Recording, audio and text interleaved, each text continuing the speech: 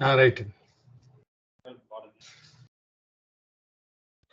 ஈண்டெடுத்த தாய் தந்தை, குருநாதர், குலதெய்வம், நவக்கிரகங்கள் மற்றும் பஞ்சபூதங்களை வணங்கி இனி கடவுள் வாழ்த்திற்கு செல்லுவோம். பொன்னார் மேனியனே, புலித்தோலி அரை கசைத்து மின்னார் செஞ்சடைமேல் மிளிர்கொன்று அணிந்தவனே, மண்ணே மாமணியே, மழப்பாடியுள் மாணிக்கமே, அண்ணே உன்னை அல்லால் இனி யாரை நினைக்கேனே. ஓம் நமச்சிவாய. திருச்சிற்றம்பலம். நன்றி சார். இன்னைக்கு பார்க்கறது ஜாமக்கோல் பிரசனத்தோட ஒரு இன்ட்ரோடக்ஷன் அப்படின்ற மாதிரி அறிமுகம். அதாவது பிரசன்னம்னா என்ன, ஜாமக்கோல் பிரசனத்தோட முக்கியத்துவம் என்ன, ஜாமக்கோல் பிரசனம் வந்து எந்தெந்த இடத்துல உங்களுக்கு ஒரு ஈஸியா வந்து ஒரு டூலா ஹெல்ப் பண்ற மாதிரி அமையுது அப்படிங்கிறத பார்க்க போறோம். கத்துக்கிறது இப்போ நீங்க தொழில்முறை ஜோதிடராக இருக்கீங்க அப்படின்னு இருக்கும்போது உங்களுக்கு மிகப்பெரிய லெவல்ல கை கொடுக்கும். சரிங்களா? இப்போ கிளாஸ் ஸ்டார்ட் பண்ணிடுவோம். லாஸ்ட் வந்து 50 to 20 minutes நான் வந்து டைம் தரேன். அந்த டைத்துல கேள்வி கேட்டா போதும். அது வரைக்கும் எல்லாரும் மியூட் பண்ணி.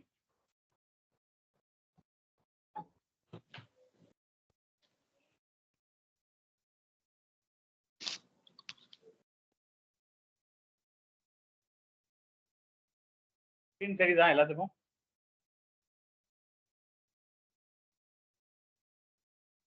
தெரியுதுங்களா? ஐயா தெரியலைங்க.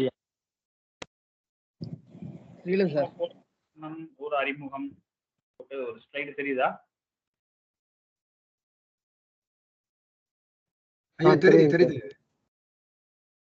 தெரியுது இல்லையா?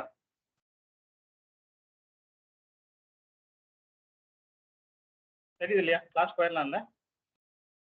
போயிடலாம் சார்.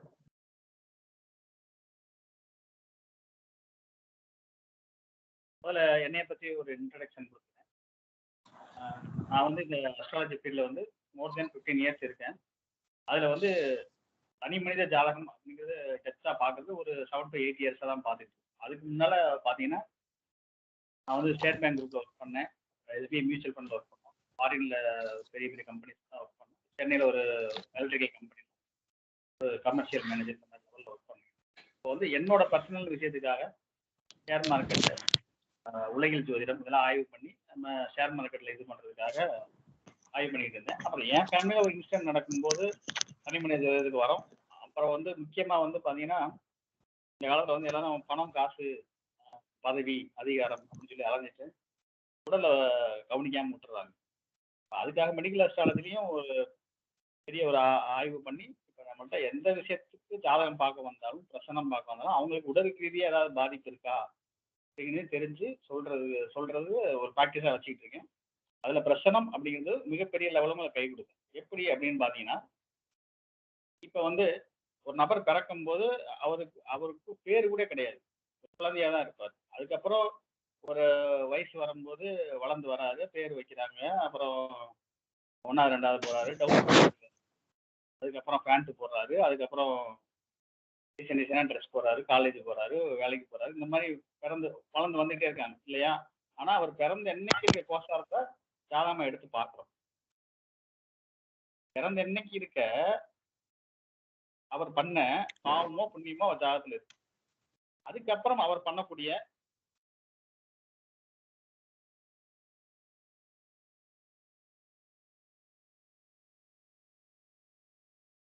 பண்ணக்கூடிய நல்லதோ கெட்டதோ அவர் ஜாதகத்தில் இருக்குமா அப்படின்னா இருக்காது இல்லையா? அப்போ அதை வச்சுக்கிட்டே பலன் சொன்னீங்கன்னா அவரோட ஒரிஜினல் கர்மா எப்படி கண்டுபிடிக்க முடியும்? அப்போதான் வந்து இந்த பிரசன்னம் அப்படிங்கிறது பெரிய லெவலில் உங்களுக்கு உதவியா இருக்கு.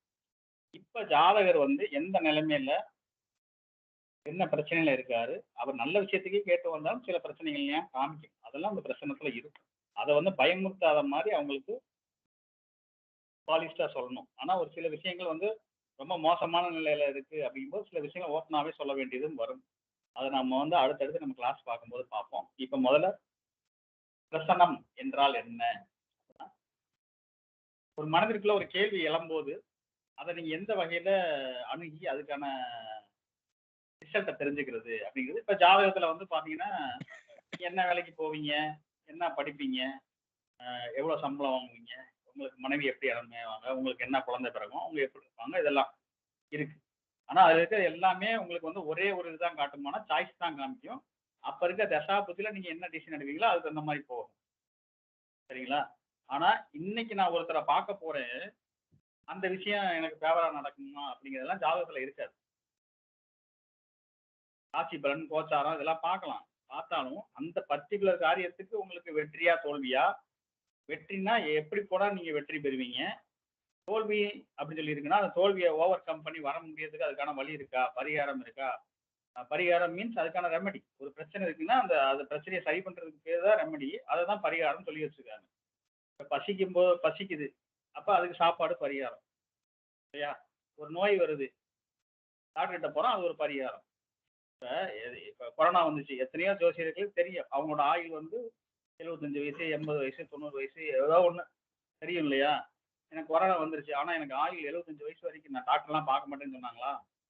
போய் தானே ஆகணும். அந்த மாதிரி தான் அந்த இதுக்கான அப்பப்ப அது தேவைப்படக்கூடிய ரெமடிஸ் நம்ம எடுத்துத்தான் ஆகணும்.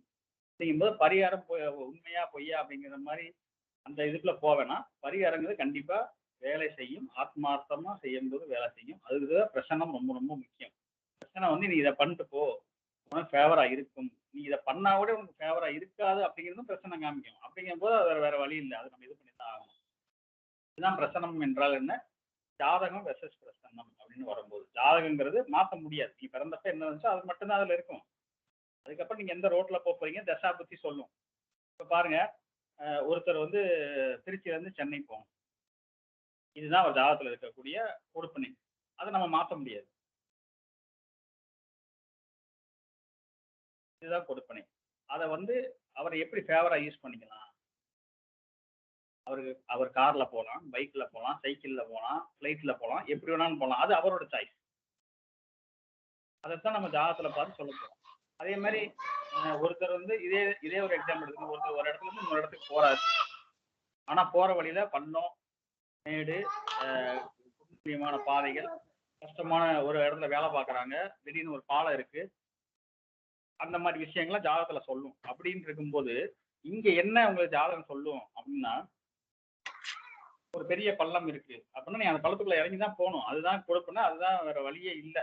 ஆனா அந்த இடத்துல நீங்க 100 கிலோமீட்டர் ஸ்பீட்ல போகாம உங்க ஸ்பீடை குறைச்சி ஒரு 20 கிலோமீட்டர் ஸ்பீட்ல உள்ள இறங்கி ஏறி போயிடலாமா சேஃபா? அதுதான் ஜோதிடமும் பிரசனமும் காமிக்கும். கொடுப்பனே அதுதான். ஆனா சேஃபா எப்படி போறது, எந்த நேரத்துல நீ ஒரு விஷயத்த செஞ்சா சக்சஸ், எந்த நேரத்துல நீ போய் எவ்வளவு பெரிய ஆளா இருந்தாலும் எந்த நேரத்துல ஒரு விஷயத்த சொன்னா செஞ்சா நீ ஃபெயிலியர் ஆயிடுவ அப்படிங்கிறது சொல்லு.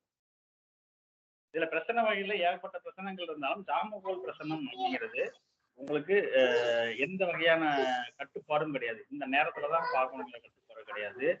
இந்த மாதிரி மந்திரங்கள், தந்திரங்கள், பூஜை புனஸ்காரங்கள் அப்படிங்கிற மாதிரி எதுவும் கிடையாது. எப்ப கேள்வி கேட்கறாங்களோ அப்ப அந்த பிரசனத்தை போட்டு, பிரசனம் வந்து அந்த காலத்துலலாம் கையில எழுதி பார்த்துக்கிட்டு இருந்தாங்க. இப்ப எல்லாத்துக்குமே சாஃப்ட்வேர் இருக்கு. ஒரு சாஃப்ட்வேர்ல வந்து போட்டுட்டு நவ் அப்படின்னு சொல்லி கொடுத்துட்டு கிளிக் அடிச்சிட்டோம்னா உடனே வந்துடும். அதை பார்க்கறது அப்படிங்கிறதுலாம் அடுத்தடுத்த ஸ்டெப்.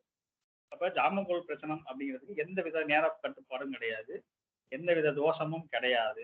எப்ப வேணாலும் பார்க்கலாம், தவறு இல்லை. இந்த ஜாமகோல் என்னடா இப்ப டக்கு டக்குன்னு போறோம் அப்படின்னு நினைக்காதீங்க. இது ஜாமகோல் பிரசனத்துல முக்கியத்துவம் என்ன அப்படிங்கிற மாதிரி தான் சொல்றோம். இதை நீங்க தெரிஞ்சுக்கிட்டு நீங்க என்கிட்ட தான் அடுத்து ஃபர்தரா கிளாஸ் வரணும்னு அவசியம் இல்லை. நீங்க வேற புக்ஸை வாங்கி படிச்சுக்கலாம், நீங்க வேற யார்ட்டையும் கிளாஸ் போறனாலும் போகலாம். இப்ப ஜாமகோல் பிரசனம் அதுக்கான முக்கியத்துவங்களும் முதல்ல தெரிஞ்சு. ஜாமகோல் பிரசனத்துல முக்கிய அங்கங்கள் அப்படிங்கிறது பாத்தீங்கன்னா உதயம். இந்த உதயம் அப்படிங்கிறதா ஜாதகத்துல லக்னம்னு போட்டிருப்பாங்க. லக்னம் அப்படிங்கிறதா உயிர் புள்ளி. ஒரு உயிர் வந்து எந்த இடத்துல இருந்து ஆரம்பிக்குது, அதோட கர்மா அந்த பூமியில அப்படிங்கிறத சொல்றக்கூடியது லக்கணம். அதே மாதிரி பிரசனத்துல உதயம், ஜாமகோல் பிரசனத்துல உதயம் என்று சொல்லுவாங்க. இது எப்படி கால்குலேஷன் இதெல்லாம் நம்ம கிளாஸ் படிக்கும்போது தெரிஞ்சுக்கலாம். முதல்ல இருக்கு உதயம்ங்கிறது நிகழ்காலத்தையும் எதிர்காலத்தையும் காமிக்கும். அடுத்து ஆறுடம். இதுல நான் அந்த கிளாக் வைஸ்ன்னு போட்டிருக்கிறது கட்டத்துல வந்து கிளாக் வைஸ்ல அது மூவ் ஆகும். ஜோதிடம் தெரிஞ்சவங்களுக்கு தெரியும், எல்லா கிரகங்களும் கிளாக் வைஸ்ல மூவ் ஆகும். ராகுக்கு எது மட்டும் ஆன்டி கிளாக் வைஸ்ல மூவ் ஆகும் அப்படின்னு தெரியும். இப்போ இந்த உதயம் எப்படி மூவ் ஆகும் அப்படின்னா கிளாக் வைஸ்ல மூவ் ஆகும். ஆறுடம். உதயங்கிறது 1 மணி நேரத்துக்கு கூட ஒரு கட்டம் மாறும். அதுக்கு ஒரு கால்குலேஷன் இருக்குது. முதல் கட்டம் மட்டும் டெய்லி காலையில கால்குலேஷன் பண்ணணும். அது மேனுவலா பண்றீங்கன்னா சாஃப்ட்வேர் இருந்ததுன்னா சாஃப்ட்வேர்லயே வந்துடும். அடுத்து ஒன் ஹவருக்கு ஒன்ஸ் அந்த கட்டம் மூவ் ஆகிட்டே இருக்கும். 1 ஹவர்ஸ் ஒன்ஸ் அப்படின்னு சொல்றது நம்ம டிஃபால்ட்டா டெம்ப்ளேட் சொல்றோம். ஆனா அதுக்கு ஒரு கால்குலேஷன் இருக்கு. அந்த தின கதிம்பாங்க. அந்த கதிக்கு தகுந்த மாதிரி அது மாறும். 1 மணி நேரத்துக்கு மேலேயும் இருக்கலாம், 1 மணி நேரத்துக்கு கம்மியாகவும் இருக்கலாம். ஆருடம் அப்படிங்கிறது கிளாக் வைஸா மூவ் ஆகும். அது 5 நிமிடத்துக்கு ஒரு மூவ் ஆகும். இந்த ஆருடம் மூவ் ஆகிறத வச்சு இதுல சூரிய வீதின்னு சொல்லுவாங்க. சூரியன் எந்தெந்த கட்டத்துல இருக்காரோ அதுக்கு ஒவ்வொரு வீதி இருக்கு. மேச வீதி. மேச வீதி அப்படின்னு வரும்போது ரிஷபம் டு சிம்மம் மேச வீதி. சூரியன் இதுல எல்லாம் இருந்தா உதயத்துல ஆருடத்துல இருந்து அந்த ரிஷபம் வரைக்கும் எண்ணி, உதயத்துல இருந்து அந்த வரக்கூடிய எண்ணிக்கை உதயத்துல இருந்து எண்ணி கவிப்புல போடணும். இதெல்லாம் நம்ம கிளாஸ்ல கால்குலேஷன்ல பார்ப்போம். அதுதான் கவிப்பு. கவிப்புங்கிறத அந்த ஜாமகோல பிரசனத்துல மிகப்பெரிய ஹீரோ. அதாவது உங்கள்கிட்ட ஒரு ஜாதகர் வராரு. அவர் வந்து உங்கள்கிட்ட மறைக்கக்கூடிய விஷயங்கள் கூட நீங்க அந்த ஜாதகம் பார்க்க நேரத்தில் அந்த பிரசன்னம் போட்டுட்டீங்கன்னா, அவர் என்னென்ன விஷயத்த உங்கள்கிட்ட மறைக்கிறாரு, இல்ல உங்கள்கிட்ட சொல்ல தயங்குறாரு, அவர் எதனால ஒரு விஷயத்துல லாஸ் ஆனாரு, எதனால லாஸ் ஆக போறாரு அப்படிங்கிற எல்லாத்தையுமே இந்த கவிப்பு அப்படிங்கக்கூடிய அந்த ஒரு அமைப்பு சொல்லும். அடுத்து ஜாம கிரகங்கள். இப்போ நீங்க ஜாதகத்துல வந்து பாத்தீங்கன்னா 9 கிரகங்கள் உள்ள போட்டிருப்பாங்க. அதே மாதிரி லக்னமும் போட்டிருப்பாங்க. இந்த ஜாம கிரகங்கள் இந்த கட்டத்துக்கு வெளியில இருக்கும். உள்கட்ட கிரகங்கள் எல்லாமே கிளாக் வைஸ்ல சுத்தும். ராகு ஏதோ ஆண்டி கிளாக் வைஸா சுத்தும். இந்த ஜாம கிரகங்கள்ல வந்து 9 கிரகங்களுக்கு பதிலா இதுல எப்படி கொடுத்துருப்பாங்க அப்படின்னா கதிர், சேய், பொன், மால், மந்தன், மதி, பாம்பு அப்படின்னு 8 கிரகங்கள் தான் கொடுத்துருப்பாங்க. அந்த பாம்புங்கிறது ராகு கேது ரெண்டையும் சேர்த்தது. இப்போ பாம்புங்கிறதுக்கு அல்டிமேட் பவர் இருக்கும். அந்த பாம்புங்கிற கிரகமும் மிகப்பெரிய ஒரு சோதனைகளை கொடுக்கக்கூடிய அமைப்புல இருக்கும். இது ஆன்டி கிளாக் வைஸ்ல சுத்தும். ஜாமகிரகங்களும் ஆன்டி கிளாக் வைஸ்ல சுத்தும். கவிப்பும் ஆன்டி கிளாக் வைஸ்ல தான். அடுத்து வந்து மாந்தி. பிரசனத்துல வந்து மாந்தியோட ரோல் மிகப்பெரியது. ஒரு காரகத்துவம் அழியுது, அழிஞ்சுக்கிட்டு இருக்கு. இப்போ ஒருத்தர் உயிர் பிழைப்பாரா அப்படின்னு கேட்கறாங்க. இல்லாட்டி ஒருத்தர் மருத்துவம் பார்க்கறது சம்பந்தமா கேள்வி கேட்கறாங்க, உயிரை பத்தி கேள்வி கேட்கறாங்க அப்படின்னா அந்த இடத்துல மாந்தி வந்து பெரிய ரோல் பிளே பண்ணும். அதே மாதிரி உங்க குலதெய்வம் கோயில் எங்க இருக்கு, உங்க வீடு எங்க இருக்கு, ஒரு சில விஷயங்கள் எங்க இருக்கு அப்படிங்கும்போது அந்த மாந்தி நிற்கிற இடத்த வச்சு இந்த மாதிரி ஒரு சமாதி, இந்த மாதிரி ஒரு மாந்திங்கும் போது சமாதி தான் அடிந்த உயிரை சொல்லும். அந்த மாந்திக்கு சுப கிரகங்கள் சனி இவங்கெல்லாம் தொடர்பு இருக்குமா, இறந்து போன பெரியவர்களோட சமாதி, முக்கியமான ஆட்களோட சமாதிகளும் இருக்கும் அப்படிங்கிறத காமிக்கும். அது கிளாஸ் பார்க்கும்போது பார்த்துக்கிறோம். இந்த கௌரி அப்படிங்கிறது வந்தீங்கன்னா கௌரி காலம்னு சொல்லி போட்டிருப்பாங்க. இது வந்து மேக்ஸிமம் யூஸ் பண்றது இல்லை. ஆனா ஜாமக்கொல்லி இதுவும் ஒரு அங்கமா யூஸ் பண்ணிட்டு இருக்காங்க. இவ்வளவு விஷயத்தையும் அந்த கௌரிகள்லாம் எடுத்தோம்னா ஒரு பெரிய லெவல்ல பலன் சொல்லிட முடியாது. தேவைங்கிறப்ப அது யூஸ் பண்ணிக்கலாம். அதே மாதிரி ராகு காலம், யமகண்டம் இதெல்லாமே ஃபிக்ஸடு. அதாவது அந்தந்த கட்டத்துல இருக்கும், சாஃப்ட்வேர்ல இருக்கும். அதை எப்படி யூஸ் பண்றதுங்கிற நம்ம கிளாஸ்ல வந்து பிரசனம் ஆய்வு பண்ணும்போது பார்ப்போம். அதே மாதிரி ஜாமக்கோல் பிரசனத்துல முக்கியமா 5 விதிகள் இருக்கு. உதயம். இப்போ நான் இதுக்கெல்லாம் நான் உங்களுக்கு எக்ஸாம்பிள் போடுவேன். இப்போ இந்த ஸ்லைட்லாம் முடிஞ்சோடனே ஒரு எக்ஸாம்பிள் போட்டு சொல்லுவேன் எப்படி எந்த மாதிரி வேலை செஞ்சு உங்களுக்கு உதாரண பிரச்சனைகள் இப்போ காமிப்பேன். அப்போ நீங்க தெரிஞ்சுக்கலாம். சரி, முதல்ல வந்து உதயத்தை நோக்கி எந்த ஜாம கிரகம் வருகிறதோ அந்த கிரகத்தின் காரகத்துவமே, அந்த கிரகத்துல காரகத்துவம் பாவ காரகம். அந்த காரகத்துவம்ங்கிறது பாவ காரகத்துவம், கிரக காரகத்துவம் 2 இருக்கு. இந்த கிரக காரகத்துவங்கிறது மாறாது, பாவ காரகத்துவங்கிறது மாறும். உதாரணத்துக்கு சூரியன் வந்து உதயத்தை நோக்கி வருது அப்படிங்கும்போது சூரியன்கிறது என்ன, அரசு கிரகத்தை, அரசு சம்பந்தமான விஷயங்களை சொல்லணும், தந்தையை சொல்லணும், வருமானத்தை சொல்லணும், ஒரு பதவி அதிகாரத்தை சொல்லணும், அப்புறம் வந்து உங்களோட மூத்த ஆண் குழந்தைய சொல்லணும், இதெல்லாம் சொல்லணும். சரிங்களா? இது வந்து கிரக காரத்துவம் எந்த உதயத்துல இருந்து எப்படி வந்தாலும். இதே உதயம் வந்து ஒரு ரிஷப உதயமா இருக்கு அப்படின்னு வச்சுக்கோங்களேன், உதயத்தை நோக்கி சூரியன் வருது. இப்ப கிரக காரத்துவம் மாறாது. ஆனா சூரியன்கிறது 3ஆம் அதிபதி. அப்ப 3ஆம் இடத்தை பத்தி கேள்வி கேட்பாங்க அப்படின்னு சொல்றான். 3ஆம் பாவத்தை கேள்வி வைப்பாங்க. இது வந்து சரக்காரகம், ஸ்திரக்காரகம் அப்படிம்பாங்க. ஸ்திரக்காரகம் அப்படிங்கிறது கிரகக்காரகம், அது மாறாது. உலகத்துல பிறந்த எல்லாத்துக்கும் தந்தை காரகம்னா சூரியன் தான். ஆனா தந்தை பாவாதிபதிங்கிறது லக்னத்துக்கு அந்த மாதிரி மாறும் இல்லையா, அந்த மாதிரி பிரசனத்துலயும் அதே மாதிரி தான். இப்ப இது புரிஞ்சிருக்கும்னு நினைக்கிறேன். டவுட் இருந்தா பின்னால கேளுங்க, உங்களுக்கு சொல்லித்தரேன். சரி, அப்ப நிகழ்காலத்தையும் எதிர்காலத்தையும் உதயத்தை நோக்கி வர ஜாம கிரகம் சொல்லும். உதயத்தை கடந்த கோள், அதாவது உதயத்தை கடந்து நிக்கிற கோள். உதயம் வந்து ஒரு ராசியில ஒரு சம் டிகிரியில இருப்பார். உதாரணத்துக்கு ஒரு 5 டிகிரில இருக்கான்னு வச்சுங்களேன். அப்ப ஒரு 5 டிகிரிக்கு முன்னால இருக்க கிரகம், அதாவது 4, 3, 2, 1 இப்படின்னு இருக்க கிரகத்தெல்லாம் உதயத்தை தாண்டி போச்சுன்னு அர்த்தம். இந்த கிரகங்கள்லாம் ஜாதகர் கடந்து வந்த பாதைய, அவர் கடந்து வந்த விஷயங்கள சொல்லும். நம்ம டெப்த்தா பார்க்கும்போது உதயத்துக்கு பின்னால 3 கட்டம் எடுத்துக்குவோம். என்னென்ன விஷயங்கள் அவர் கடந்து வந்தாரு. சார் மியூட் பண்ணிக்கிங்க sir. Meenakshi Sundaram sir. Sir mute பண்ணிக்கிங்க சார். மியூட் பண்ணிக்கிங்க. ஸ்கிரீன் ஷாட் பண்ணிட்டேன் சார். சரி சார். உங்களுக்கு மியூட் பண்ண முடியலையா? நான் பண்ணிக்கிறேன். அடுத்து அவர் ஜாதகர் என்னென்ன விஷயத்த அனுபவிக்க போறாருங்கிறது உதயத்தை அடுத்து இருக்க உதயம் டிகிரிக்கு அடுத்து இருக்க கிரகங்கள் சொல்லணும். அடுத்து 3 கட்டத்துல இருக்க கிரகங்கள் சொல்லலாம். இப்ப உதாரணத்துக்கு பாத்தீங்கன்னா என்கிட்ட வந்து ஒரு கேஸ் வந்துச்சு. அதாவது ஒரு பொண்ணு வந்து ஒரு பையனை லவ் பண்ணி இந்த மாதிரி போயிட்டு இருக்கு, என்ன ஆகும் அப்படின்னு சொல்லி கேட்டு வரும்போது டீட்டெயில்டா நம்ம முதல்ல பிரச்சனத்துல கடந்த காலத்தை ஆய்வு பண்ணுவோம். இந்த மாதிரி நடந்துச்சா அப்படின்னு உதயத்துக்கு பின்னாடி 3 கட்டத்தை வச்சு சொல்றோம். அதுக்கப்புறம் என்னென்ன நடக்க போகுதுன்னு சொல்றோம், எந்தெந்த இடைவெளியில நடக்கும்னு சொல்றோம். அதெல்லாம் எக்ஸாக்டா நடந்துச்சு. இதெல்லாம் நீங்க சொல்லிட்டீங்களா, மாற்ற முடியுமா அப்படின்னா அதெல்லாம் எக்ஸ்டர்னல் ஃபேக்டர் மாற்ற முடியாது. இப்ப ஜாதகர் ஒருத்தர் இப்ப இதுல வந்து நாகராஜ் ஆர்னு ஒருத்தர் இருக்காரு, சாமிகள் இருக்காரு. அவர் வந்து ஒரு கேள்வி கேட்டதாரு, அவருக்காக கேட்கிறாரு. அவருக்காக சொல்லும்போது அவரை வந்து அவர் இன்டர்னல் ஃபேக்டர் அவரே மாத்திக்கலாம். அவர் பையனுக்கு கேட்கிறாரு. அவர் எந்த அளவுக்கு கண்ட்ரோல் பண்ண முடியும் பையனை, ஒரு அளவுக்கு கண்ட்ரோல் பண்ண முடியும். அந்த வயசை மீறி போகும்போது நம்மளோட கண்ட்ரோல்ல இருக்காது.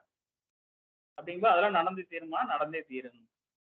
அதுக்கு என்ன பரிகாரம் வழிபாடு அப்படின்னா இதை குறைச்சிக்கலாம். அதோட வீரியத்தன்மையை குறைச்சிக்கலாமே தவிர அந்த பிரச்சனை வந்தா தாங்கிக்க கூற சக்தியை கொடுக்குமே தவிர தடுக்க முடியாது. அதை அவ்வளவுதான்.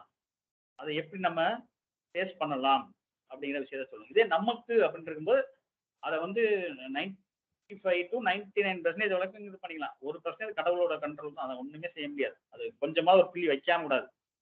உங்க ஜாதகத்துல ஒரு விஷயம் இருக்கு, நீ எந்த ஜோசியத்தை போனாலும் அதை கேட்பாங்க. அதை மாத்தலாம் முடியாது. அப்ப அது கொஞ்சமாவது நடந்திருக்கும். நீங்க பண்ற வழிபாடு பரிகாரம் இந்த மூலமா கொஞ்சமாவது நடந்திருக்குமே தவிர நடக்காமையே போயிடாது. தலைக்கு வந்தது தலைப்பாகையோட போகுன்னு சொல்லுவாங்க, அந்த மாதிரி. அப்ப உதயத்தை கடந்த கால சம்பவத்தையும் சிந்தனையையும் உதயத்தை நோக்கி வரும் ஜாமகிரகத்தின் ஆதிபத்தியமும் காரகத்துவமும் அதையும் இணைச்சு சொன்னோம்னா கடந்த காலம் எதிர்காலம் ரெண்டையுமே சேர்த்து சொல்லலாம். இது முக்கியமான ரூல். இதுதான் முக்கியமான ரூல். அதுக்கப்புறம் உதயத்தை நோக்கி வரக்கூடிய கோளோட காரகம் பாவகம் என்ன சொல்லுது அப்படிங்கிறத உதயத்துல இருந்து ஆறுடம் எத்தனையாம் பாவத்துல இருக்கு அதை வச்சு சொல்லணும். இப்ப பாருங்க, உதயத்துல இருந்து ஒரு ராசியில இருக்கு, உதயத்தை நோக்கி சூரியன் வராரு, சரிங்களா? ஆறுடமும் உதயத்திலேயே இருக்கு அப்படின்னா அந்த சூரியனோட 1ஆம் பாவ காரகத்துவம் என்னவோ அதை சொல்லணும். ஜாதகர் வந்து தன்னை பற்றி கேட்கிறார், தன்னோட அதிகாரத்தை பத்தி கேட்கிறார், தன்னோட வருமானத்தை பத்தி கேட்கிறார், தன்னோட அரசு சம்பந்தமான கேள்விகளை கேட்கிறார் அப்படின்னு சொல்லணும். இதே உதயத்தை நோக்கி சூரியன் வந்து உதயத்துக்கு 6 இடம் 2ல இருக்கு அப்படின்னாலும் 2ஆம் இடம் தன்னோட குடும்பத்தை பத்தி கேட்கிறார். சூரியனுக்கு கண்ணுக்கு காரக கிரகம், அவரோட கண்ணை பற்றி ஏதாவது கேட்கிறார். கண்ணை பற்றி கேட்கிறார் அப்படின்னா ஏதோ பிரச்சனை இருக்கா அப்படின்னு பாத்தீங்கன்னா அப்ப கவிப்பு எங்க இருக்குன்னு சொல்லி பார்க்கணும். கவிப்பு வந்து 6ஆம் இடத்துல இருக்கு, இல்லாட்டி உதயாதிபதி கெட்டு போயிருக்கார், அவர் 2ஆம் பாவாதிபதி கெட்டு போயிருக்கார் அப்படின்னா கண்டிப்பா அவரோட கண் சார்ந்த ஒரு ஆபரேஷனோ நோயோ அதை பத்தி கேட்க போறார் அப்படிங்கிறத சொல்லலாம். அதே மாதிரி உதயத்தை நோக்கி சூரியன் வருது, 3ஆம் பாவத்துல இருக்கு, அவரோட வீரியத்தன்மையை பத்தி கேட்கலாம். அவரோட இளைய சகோதரத்தோட இவருக்கு சொன்னோம்லையே அதே மாதிரி இளைய சகோதரரோட அரசியல், அவரோட வருமானம், அவரோட அதிகாரம், இதை பத்தியும் கேள்வி கேட்கலாம். இவரோட வீரியமும் கேட்கலாம். இவரோட வீரியம் பாதிச்சிருக்கா அப்படிங்கிற மாதிரி ஒரு கேள்வியும் கேட்கலாம். அது சூரியனோட காரகத்துவமான உள்ள சூடு இந்த மாதிரி விஷயத்துல பாதிக்கப்படலாம், பித்தம் இந்த மாதிரி விஷயத்துல பாதிக்கப்படலாம் அப்படிங்கிறத சொல்லலாம். அதே உதயத்தை நோக்கி சூரியன் வருது, 4ஆம் இடத்துல இருக்கு, அவரோட வீடு கட்டுறதை பத்தி கேட்கலாம். சூரியனுங்கிறது மாடி வீடை சொல்லணும். ஏற்கனவே வீடு இருக்கு, மேல மாடி எடுக்கலாமா கேட்கலாம். வீட்டுல மாடியில பிரச்சனை இருக்கு, அதை சரி பண்றேன், அதுக்கான பணம் கிடைக்குமா? அதே மாதிரி வீடு கட்டுறதுக்கு லோனுக்கு ட்ரை பண்றேன், அரசு வங்கியில கிடைக்குமா, அரசாங்கத்துல எனக்கு மானியம் கிடைக்குமா, அந்த மாதிரியும் கேட்கலாம். இப்போ உதயத்தை நோக்கி சூரியன் வந்து 5ஆம் இடத்துல இருக்கு அப்படின்னா எனக்கு ஆண் குழந்தை இல்லை, ஆண் குழந்தை கிடைக்குமா சொல்லி கேட்கலாம். என்னோட குலதெய்வம் என்னன்னு கேட்கும்போது ஆண் தெய்வமா பெண் தெய்வமா கேட்குமா ஆண் தெய்வம் அப்படிங்கிற அமைப்புல சொல்லும். அதே மாதிரி ஒவ்வொன்றா போயிட்டு இருக்கும். அதே மாதிரி உதயத்தை நோக்கி சூரியன் வந்து 6ஆம் இடத்துல இருக்கு, எனக்கு அரசு வேலை கிடைக்குமா, போட்டித் தேர்வில் வெற்றி பெறுவானா, அரசு போட்டித் தேர்வில் வெற்றி பெறுவானா, அந்த மாதிரி கேள்விதான் கேட்கலாம். இதெல்லாம் வந்து நம்மளே சொல்லலாம். இதை வச்சு சொல்லலாம். உதயத்தை நோக்கி வரக்கூடிய கோள் அந்த ஆருடம் எங்க இருக்கு, அந்த உதயத்தை நோக்கி வரக்கூடிய கோள் உள்கட்டத்துல எங்க இருக்குன்னு பார்க்கணும்.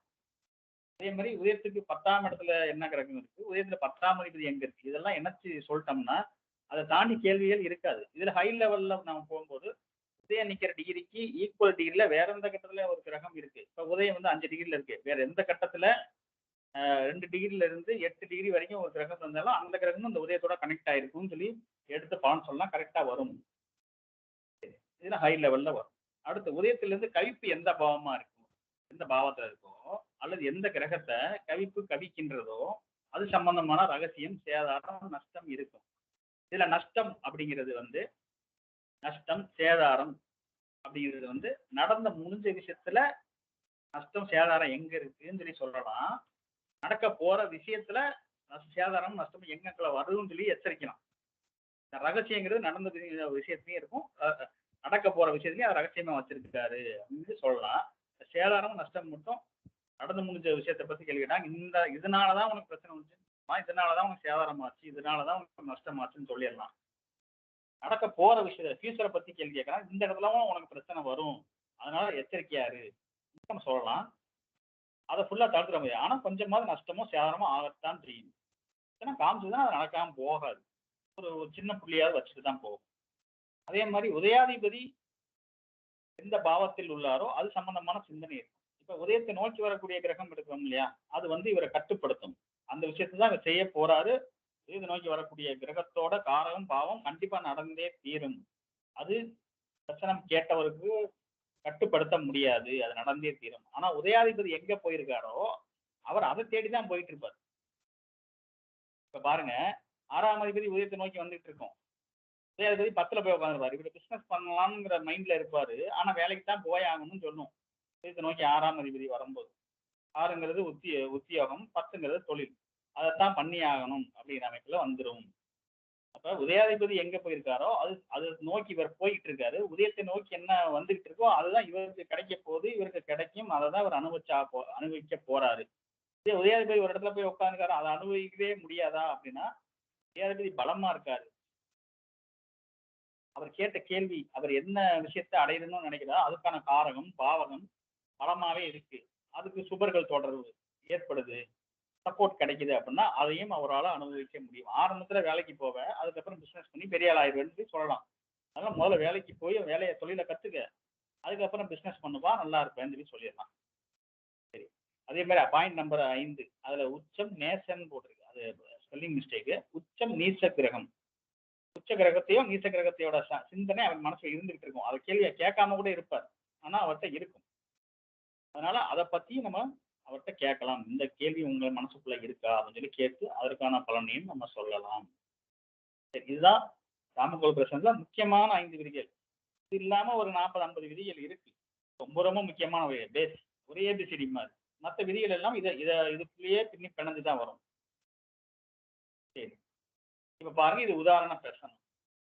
உதாரண பிரசனத்துல பாருங்க, இதுல உதயம் அப்படிங்கிறது எங்க இருக்குன்னு சொல்லி தெரியுதா?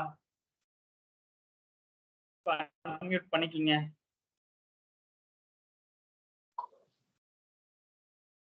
உதயம் அப்படிங்கிறது தெரியுதா? ஐயா கண்ணியில இருக்குது. கன்னி ராசியில இருக்கு. Very good. ஏற்கனவே உங்களுக்கு ஜாமக்கோல் பிரச்சனை தெரியுமா? இல்லைங்க ஐயா, இப்பதான் புதுசு.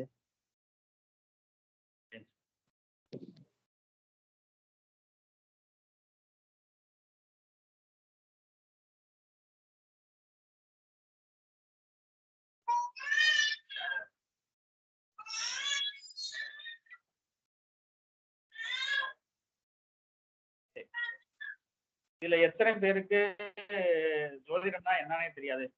எல்லாரும் ஜோதிடம் தெரியுமா? ராசி என்ன, எது எது எந்த ராசின்னு சொல்லி தெரியுமா?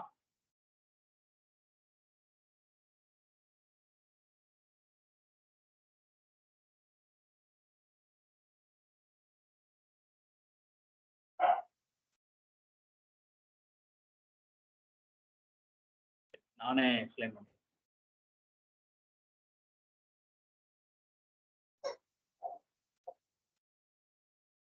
பாருங்க, கன்னி ராசி ஊதா அப்படின்னு சொல்லி போட்டுக்கலாம் ப்ளூ கலர்ல. கண்ணில ஊதான்னு போட்டுருக்கே அதான் உதயம். இப்ப கேள்வியாளர் எதை பற்றி கேட்க போகிறார் அப்படிங்கிறத அது சொல்லணும். ஊதா அப்படின்னு போட்டு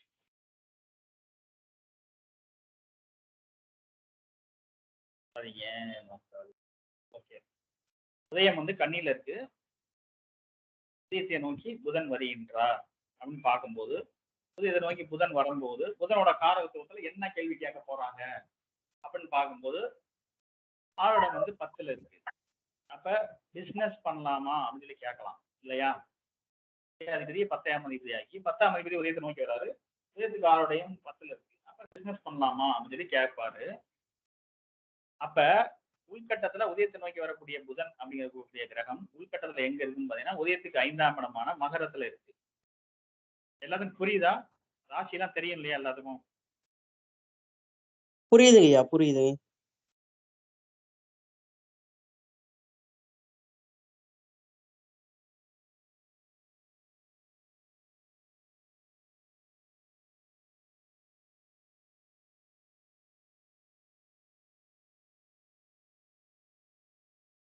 அப்ப உதயத்தில இருந்து 5ல இருக்கு புதன். கூடவே சூரியன் இருக்கு. சூரியன் 12ஆம் அதிபதி. உள்கட்ட சூரியன் வெளிக்கட்ட சூரியன் ரெண்டுமே இருக்கு. அப்ப தந்தையோட தொழில பண்ண போறீங்களா அப்படின்னு சொல்லி கேட்கலாம். அதே போல இன்வெஸ்ட்மெண்ட்டுக்கு முதல்ல பணம் இருக்கான்னு சொல்லி கேட்கணும். எப்படி அப்படின்னு பாத்தீங்கன்னா உதயாதிபதி ஆனா சூரியன் வந்து 12ல இருக்காரு. உதயத்திலேயே கவிப்புங்கிற கிரகம் இருக்கிறது. இது வந்து இன்னைக்கு மதியம் நான் வந்து ஒரு எக்ஸாம்பிளுக்காக போட்டது. பொதுவாக உதயத்துல கவிப்பு இருந்துட்டாவே அந்த கேள்விங்கிறது தோல்விதான். சரிங்களா? இப்ப நான் வந்து உதாரண பிரச்சனை கூட அப்ப பார்ப்போம். முதல்ல வந்து எந்தெந்த நேரத்துல உதயம் ஒரு கேள்வி வெற்றி எது எது தோல்வி அப்படிங்கிறத முதல்ல தெரிஞ்சுங்க. ஒருத்தவங்க ஒரு விஷயம் கேட்டாங்க, இதுவே உங்களுக்கு பிரச்சனத்துல மிகப்பெரிய வெற்றியை கொடுக்கும். சாதாரணமாவே இதுவே உங்களுக்கு ராமகுல பிரச்சனமே தெரியாது. இப்ப இந்த கிளாஸ் ஒரு ரெஃபரன்ஸா எடுத்துக்கிட்டு இதை வச்சு கூட சொல்லலாம் நீங்க. இதுவே வந்தவங்க உங்களுக்கு அபோவ் 60% ரிசல்ட் கொடுக்கும். ஒருத்தவங்க ஒரு விஷயம் நடக்குமான்னு சொல்லி கேட்டு வராங்க. நடக்கும் நடக்காதுங்கிறத இதை வச்சு சொல்லலாம். உதயாதிபதி உதயத்துக்கு 11ல இருந்தால் காரியம் வெற்றி. அதே மாதிரி உதயத்துக்கு 11ஆம் அதிபதி உதயத்தில் இருந்தாலும் காரிய வெற்றி. அதாவது உதயாதிபதி 11க்கு போறது அல்லது 11ஆம் அதிபதி உதயத்துக்கு வர்றது இது காரிய வெற்றியை சொல்லும். அதேமே அவங்க கேட்கிற கேள்வியோட காரகமோ பாவகமோ வலுத்திருந்தால் அந்த கிரகம் உச்சமாயிட்டா இல்ல ரொம்ப பலமா இருக்கு அப்படிங்கும்போது ஸ்தான பலமாக அவங்க வீடு கொடுத்த கிரகமும் சார கொடுத்த கிரகம் பலமா இருந்தாவே அந்த கிரகம் ஸ்தான பலத்துல இருக்கும். ஸ்தான பலத்துல இருந்துட்டாலோ உச்சமா இருந்துட்டாலோ அவரை கேட்கிற கேள்வி பாதி வெற்றி. பாதி வெற்றின்னு ஏன் சொல்றோம்னா மிச்சத்தை ட்ரை பண்ணணும். வெற்றி அடைஞ்சுன்னு சொல்லி தூக்கி போட்டு போயிடக்கூடாது. அதான் பிரசன்ட்ல சொல்லிட்டாங்க ஜெயிச்சிருவோம்ட்டு அப்புறம் எதுக்கு அதை பண்ணிக்கிட்டுன்னு விட்டுறக்கூடாது. அப்புறம் நம்ம வேலையும் செய்யணும். வேலை செஞ்சா ஈஸியா வெற்றி கிடைக்கும் அப்படிங்கிறது தான் பிரச்சனை சொல்லுது. அடுத்து எப்பப்ப காரியம் தோல்வி ஆகும்?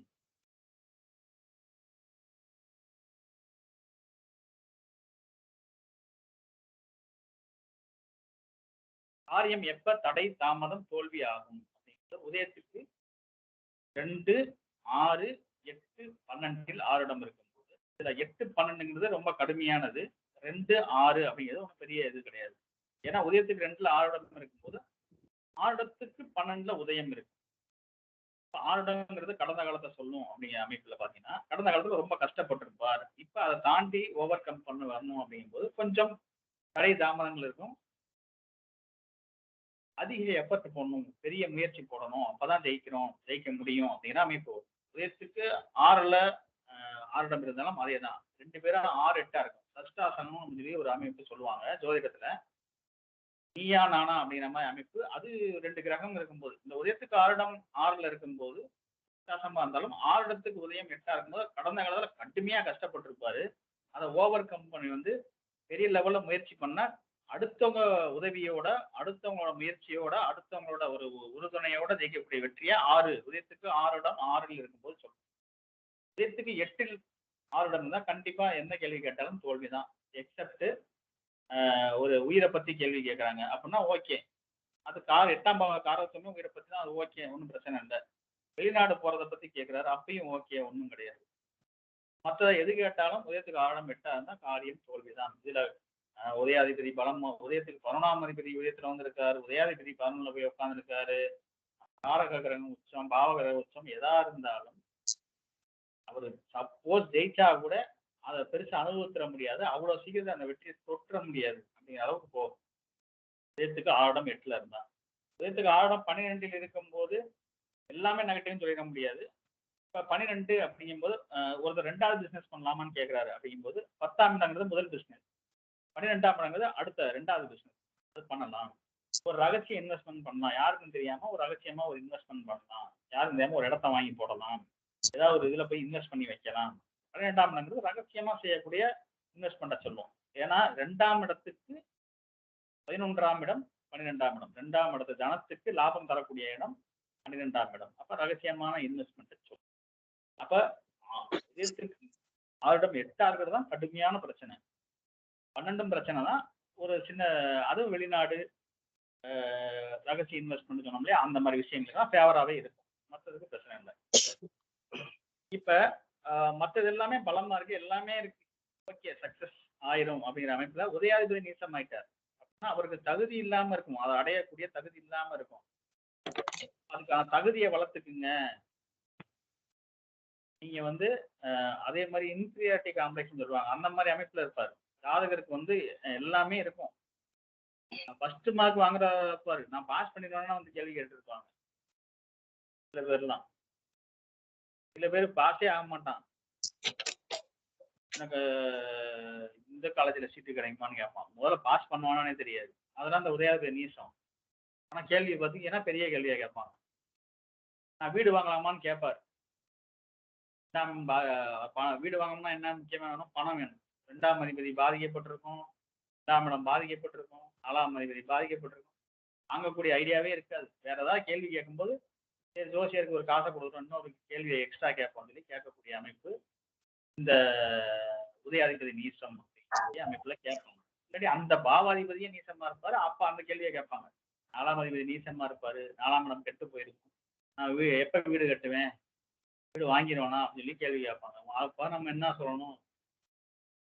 புண்படுத்துறதுக்காக இல்லை, முதல்ல வந்து அவங்களோட அவங்களோட கெப்பாசிட்டியை தெரிஞ்சுக்கணும் அப்படிங்கிறதுக்காக நம்ம சொல்றது. முதல்ல வந்து உங்கள்ட்ட பணம் இருக்கா, வாங்கக்கூடிய இது இருக்கா, முதல்ல நீங்க அதுக்கான தகுதியை வளர்த்துக்குங்க, நல்லா சம்பாதிங்க, அப்புறம் வீடு கட்டுறதை பத்தி பார்க்கலாம் அப்படிங்கிறத சொல்லலாம்.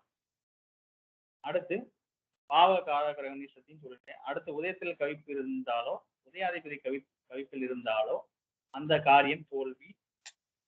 ஜாதகர்னால அந்த விஷயத்துல வெற்றி பெற முடியாது. கவிப்பு வந்துட்டா வெற்றி பெற முடியாது. இதுல உதயத்தில் கவிப்பு இருந்து 6 எங்க இருக்கோ அந்த விஷயத்தின் மூலமா தான் ஜாதக பாதிக்கப்பட்டிருப்பார். உதயத்துல கவிப்பு இருந்து 6 இடமும் உதயத்திலேயே இருக்கு அப்படின்னா கேள்வியே முதல்ல தகுதியற்ற கேள்வியா இருக்கும். அது கேள்வியே சும்மா கேட்கிற கேள்வியா இருக்கும், ஒரு ஆத்மார்த்தமான கேள்வி இல்லாம இருக்கும். உதயத்துல கவிப்பு இருந்து 6 இடம் 2ஆம் இடத்துல இருக்கும். அப்ப 2ஆம் இடம் சம்பந்தமான விஷயங்கள் அவர் ஜாதகத்துல ரொம்ப பாதிக்கப்பட்டிருக்கும். தனம், குடும்பம், வாக்கு அப்படின்னு சொல்லுவாங்க ஜோதிடத்துல. அப்ப அந்த பகுதியில அவருக்கு மிகப்பெரிய பிரச்சனைகள் இருந்துகிட்டு இருக்கு, இன்னும் பெருசாகிட்டு இருக்குன்னு சொல்லி காமிக்கும். இதே உதயத்துல கவிப்பு இருந்து 6 இடம் 3ஆம் இடத்துல இருக்கு. இப்போ 3ஆம் இடம் சம்பந்தமான பெரிய பிரச்சனைகளை அவர் ஃபேஸ் பண்ணிக்கிட்டு இருக்காரு. அப்ப 3ஆம் இடங்கிறது எந்தெந்த பாவத்துக்கு எந்தெந்த பாவமா வருது, பாவத்து பாவம் பார்க்கும்போது அந்த விஷயங்கள் எல்லாம் அவருக்கு கடுமையான பிரச்சனைகள் இருக்கு. சொந்த வீடு வாங்கி குடி போக முடியாம இருக்க பிரச்சனை. இப்ப சமீபத்துலலாம் வந்து கேள்வி, நான் எங்க பூர்வீகத்துல சொத்தெல்லாம் பிரிச்சுட்டு வீட்டை கட்டிட்டோம், ஆனா அதுல பிரச்சனை பண்றாங்க எங்க சொந்தக்காரங்களாம் வந்து, அதாவது எங்க அண்ணன் தம்பி தான் வந்து பிரச்சனை பண்ணிட்டு இருக்காங்க, நாங்க அதுல குடி போயிட முடியுமா, அதெல்லாம் கேட்கறதுலாம் இதுதான் விஷயம். இருந்தா அதை பண்ணவே விடாது, அந்த பாவத்தை அப்படியே கெடுக்கும்.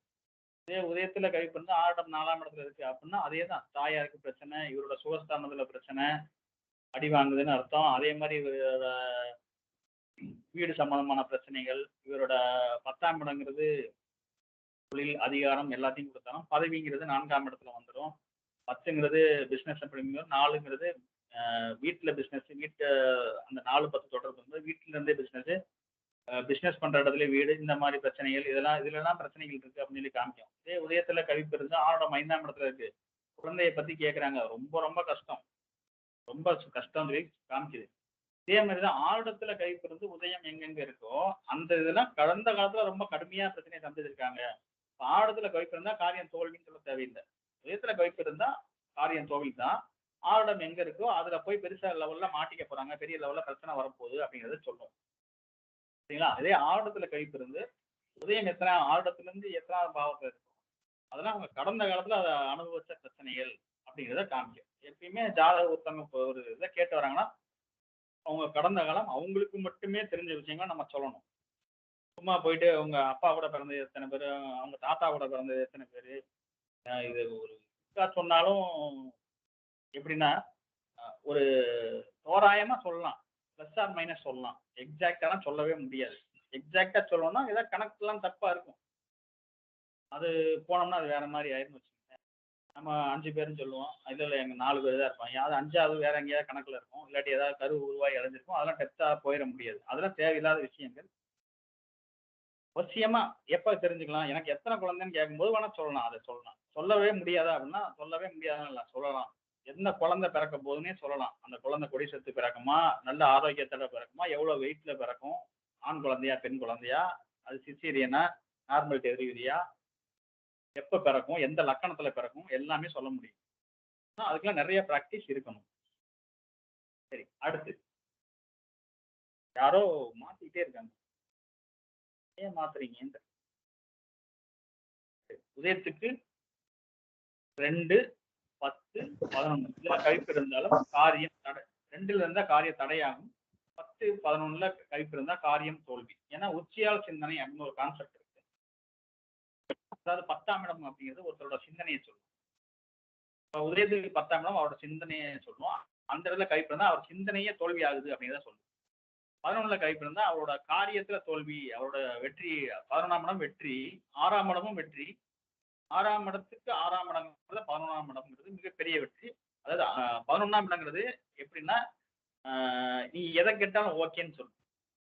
நீ நெகட்டிவான விஷயத்த வெற்றி பெறுமான்னு கேட்டாலும் 11ஆம் இடம் சப்போர்ட் பண்ணா வெற்றி தான். பாசிட்டிவான விஷயம் வெற்றி பெறுமான்னு கேட்டாலும் 11ஆம் பாவம் சப்போர்ட் பண்ணா வெற்றி தான் அப்படிங்கிற மாதிரி கேட்கும். இந்த 6ஆம் பாவங்கிறது கடுமையான முயற்சிக்கு பின்னால வெற்றிங்கணும். 6க்கு 6 11ங்கிறது எளிதான வெற்றியை சொல்லணும். இந்த 2ல கவிப்புங்கிறது உதயம் அடுத்து தொடப்போறிய உதயம் கவிப்பை நோக்கி போகும். கிளாக் வைஸ்ல போகும்போது கவிப்பு ஆண்டி கிளாக் வைஸ்ல போகும்போது அது உதயத்தை நோக்கி வரும். அப்படிங்கும்போது இதை கடக்கிற வரைக்கும் ஒரு கடுமையான போராட்டம் சந்திப்பாரு. அப்படிங்கும்போது இந்த டெஸ்ட் நீங்க வந்து வெயிட் பண்ணுங்க, இன்னும் கொஞ்ச நாள் கழிச்சு பண்ணிக்கலாம். ஏன்னா அந்த கவிப்பு அப்படிங்கிறது பாத்தீங்கன்னா ஒரு எக்ஸாஸ்பிரேஷன் பண்ணி சொல்லும்போது ஒரு 1000 ராகுக்கு சமம் அப்படின்லாம் சொல்லுவாங்க. ரொம்ப கடுமையான ஒரு பாம்பு வந்தாலே ஓடி போயிடும், 1000 பாம்பு சேர்ந்து வந்து என்னத்துக்கு ஆகும் அப்படிங்கும்போது கொஞ்ச நாள் பொறு. அப்ப அதுலயே சொல்லணும், கால நிர்ணயம்லாம் சொல்லலாம், எப்போ ஒரு விஷயம் நடக்கும், எவ்வளவு நாள் வெயிட் பண்ணணும் அப்படிங்கிறதெல்லாம் சொல்லணும். அப்ப அத்தனை நாள் நீ வெயிட் பண்ணு, அதுக்கப்புறம் நம்ம பண்ணிக்கலாம். உதயத்துக்கு 2ல இருக்கக்கூடிய கவிப்பு. இப்ப இந்த உதாரண பிரச்சனை போட்டிருக்கேன். இந்த வீடியோவை நான் வந்து கண்டிப்பா அப்லோட் பண்ணுவேன், அப்லோட் பண்ணி லிங்க் தரேன். இந்த நோட்ஸ் எடுக்காதவங்க அதை பார்த்து எடுத்து, சரிங்களா? இப்ப அதனால அதுக்கு டைம் வேஸ்ட் பண்ணிட்டு இப்ப நான் ஒரு சில உதாரண பிரச்சனைகள் எனக்கு வந்ததை போடுறேன். நீங்க அதுல இருந்து டவுட் கேட்கறதுனாலும் கேட்கலாம். நான் சொல்லும் போது அன்மியூட் பண்ணிட்டு கேள்வி கேளுங்க.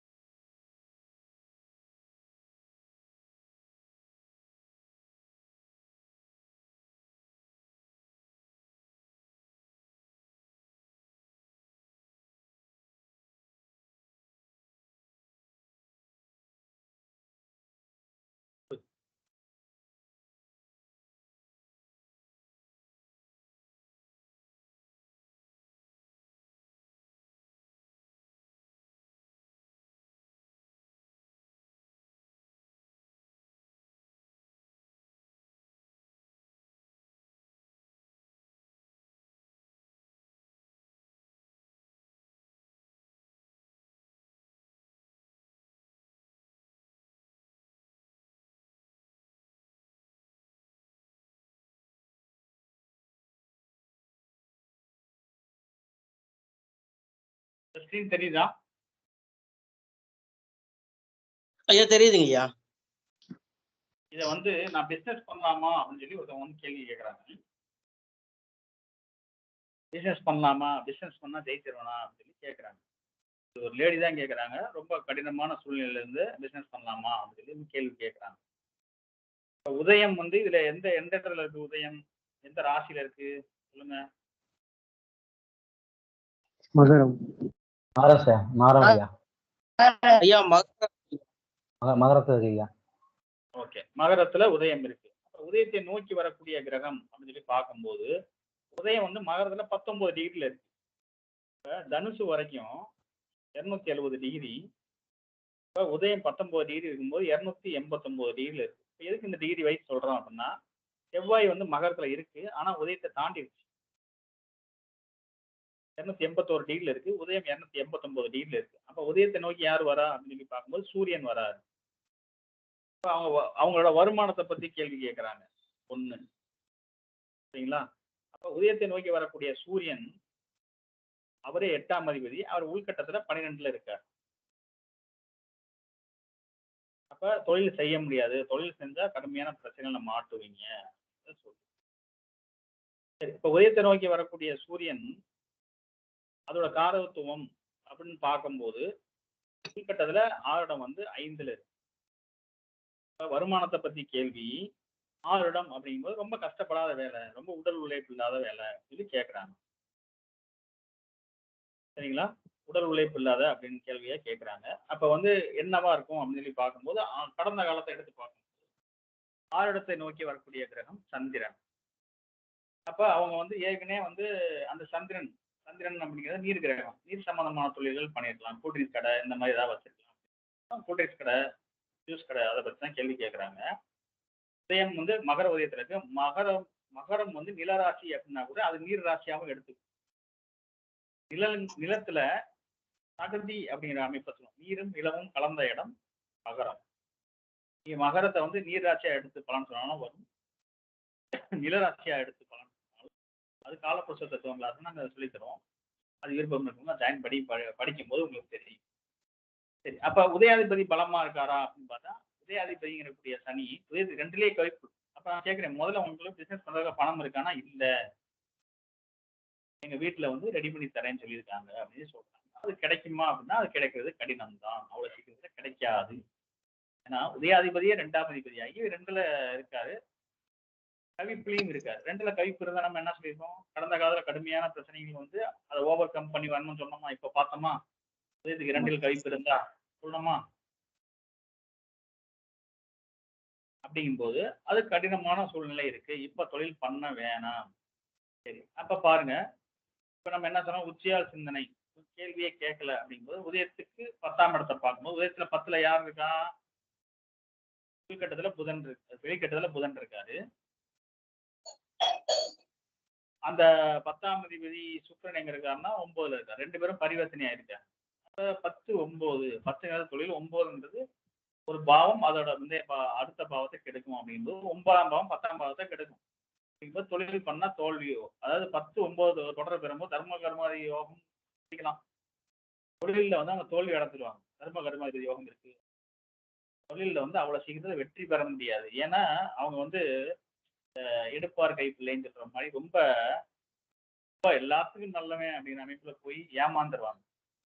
தொழில் அப்படின்னா ஒரு ஸ்ட்ரிக்டா இருக்கணும் அப்படின்னு அமைப்புல இருக்கணும். அப்பதான் வந்து வெற்றி பெற முடியும். 10ஆம் இடத்துக்கு 9 தொடர்பு பெற்றாலும் 8 தொடர்பு பெற்றாலும் கொஞ்சம் பிரச்சனைகள் தான். அப்படிங்கும்போது 10ஆம் இடத்துல புதன் இருக்காரு, அவர் 9ஆம் அதிபதி. அதே மாதிரி சுக்கிரன் பரிவர்த்தனை ஆகிறாரு. அப்ப வந்து பரிவர்த்தனைன்னு வரும்போது முதல் முயற்சியில வெற்றி பெறாம 2வது முயற்சியில வெற்றி பெறும். அதனால கொஞ்சம் வெயிட் பண்ணுங்க அப்படின்னு சொல்றோம். அப்ப எப்ப இதுவாகும் அப்படின்னா உயரத்தை நோக்கி வரக்கூடிய கோள் வந்து சூரியன். உயரத்தை நோக்கி வர கோளை வச்சுதான் காலம் நிர்ணயம் பண்ணும். சூரியன்ங்கிறது ஒரு அயனம் அப்படின்னு சொல்லி எடுப்போம். உத்தராயணம் தட்சிணாயனம் சொல்லுவாங்க. அப்ப உத்தராயணம் 6 மாசம், தட்சிணாயனம் 6 மாசம். 6 மாசம் வெயிட் பண்ணுங்க. 6 மாசம் கழிச்சுதான் பண்ண முடியும் அவங்க.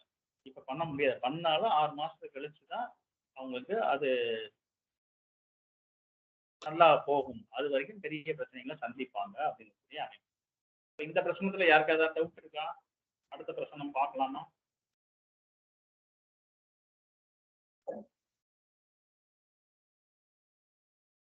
சார் சூரியன் வந்து கட்டத்துல இருந்தாலும் 6 மாசம் தான் கிடக்கு. என்னங்க மேடம்? 2வது கட்டத்துல இருக்குங்களா? இல்ல நீங்க கேக்குறது ஒன்றும் புரியல மேடம்.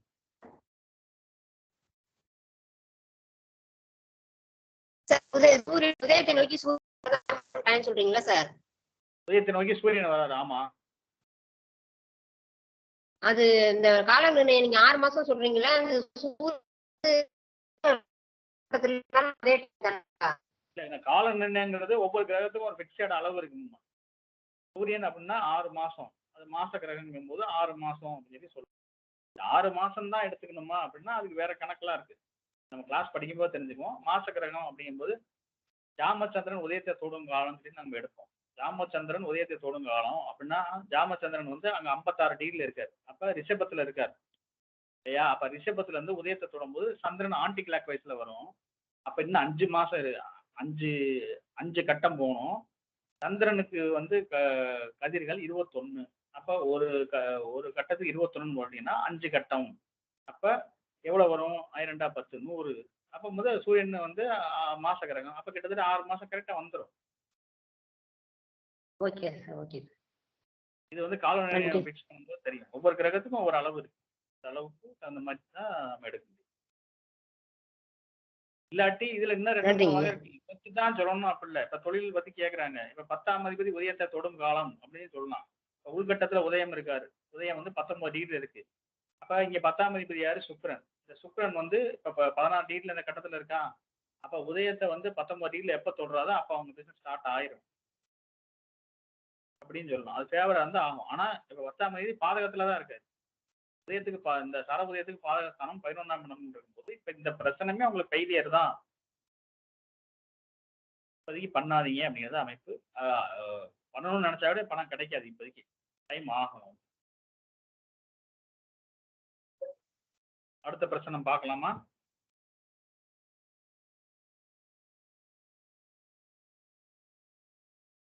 அடுத்த பிரச்சனை பார்த்தீங்கன்னா அதுவும்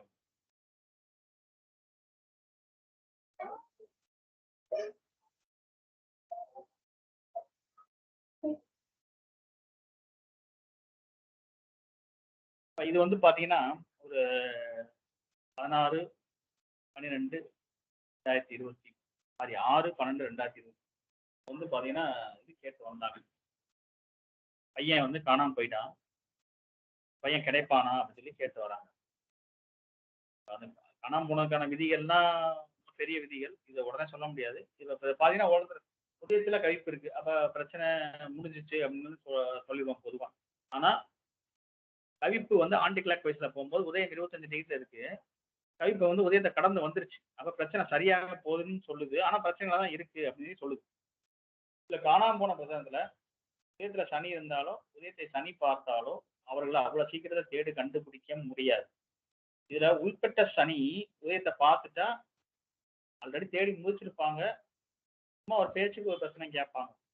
இதே ஜாமக்கோல் சனி உதயத்தை பார்க்குது அப்படிங்கிற அமைப்புல, அதாவது 3 7 10 பார்வை இருக்கு இல்லையா சனிக்கு. அப்ப அந்த உள்கட்ட சனி அப்படிங்கக்கூடிய ஒரிஜினல் சனி கோச்சாரத்துல உள்கட்டத்துல இருக்கக்கூடிய சனி உதயத்தை பார்க்குது அப்படின்னா ஆல்ரெடி தேடி முடிச்சு சலிச்சிருப்பாங்க. மனசு சலிச்சிருப்பாங்க. இருந்தாலும் மனசு கேட்காம கேட்பாங்க. இதே ஜாமக்கோல் சனி உதயத்தை பார்க்கணும்னா விடாமுயற்சியோட தேடுவாங்க. இதுல நம்ம என்ன சொன்னோம் அப்படின்னா இந்த பையன் அவனா திரும்பி வந்தாதான் உண்டு. நீங்க தேடி கண்டுபிடிக்க முடியாது அப்படின்னு சொல்றோம். அவங்களும் வந்து 2 நாள் தேடிட்டாங்க, கண்டுபிடிக்க முடியல. அப்ப ஏதாவது ஒரு பரிகாரம் சொல்லியதான் ஆகணும். அப்படிங்கும்போது உதயத்தை நோக்கி செவ்வாயே வருது. செவ்வாய் 3ஆம் அதிபதி 10ஆம் அதிபதி. உதயத்தை நோக்கி வரக்கூடிய செவ்வாயும் வெற்றி ஸ்தானம் சொல்லக்கூடிய 11 10ஆம் இடத்துல தான் இருக்காரு. 10 11 6 இதெல்லாம் வெற்றியை சொல்லும். இதுல 10 11 முக்கியமான இடம் சொல்லுது. சொல்லும் போது உதயத்தை நோக்கி வரக்கூடியது 3ஆம் அதிபதி. பாவத்தில் எடுக்கும்போது 3ஆம் அதிபதி. உதயத்தை நோக்கி வரக்கூடிய கிரகம் செவ்வாய். அதுக்கு அது என்ன காரகத்துவம் அப்படின்னு எடுக்கும்போது 6 இடம் 5. அப்ப ஒரு தெய்வ வழிபாடு சொல்லலாம். 5 9 தெய்வ வழிபாடு. அப்ப என்ன சொல்லணும்? அதே உதயத்தை நோக்கி 3ஆம் அதிபதி வரும்போது சிறு தூர பயணம் தான். ரொம்ப தூரத்துல போகல, பக்கத்துல தான் இருக்கான் பையன், உள்ளதான் இருக்கான். இதை நம்ம அதுக்கப்புறம் கைப்பு அப்படின்னு வந்தனால அவங்க கேபி பிரச்சனை ஒன்று போட்டு அவங்கள்ட்ட நம்பர் வாங்கி பையன் எங்க இருக்கான்னு சொல்லியாச்சு. நீங்க வழிபாடு வேண்டுதல் பண்ணீங்க, பையன் திரும்பி வந்துடுவான் அப்படின்னு சொல்லியாச்சு. என்ன வழிபாடு சொன்னோம் அப்படின்னா, செவ்வாய் ஆகி அது வந்து மீன ராசியில இருக்கிறனால, மீனம் அப்படிங்கிறது கடல் ராசி, செவ்வாய்ங்கிறது முருகன் அப்படிங்கிற அமைப்புல எடுத்து கடலுக்கு பக்கத்துல இருக்க முருகன் கோயிலுங்க திருச்செந்தூருக்கு பையன் திரும்பி வந்து திருச்செந்தூருக்கு கூட்டி வரேன்னு சொல்லி வேண்டிக்கிங்க சொல்லி சொன்னோம். அவங்க வேண்டி அடுத்த 2 மணி நேரத்துல பையன் வந்துட்டான்.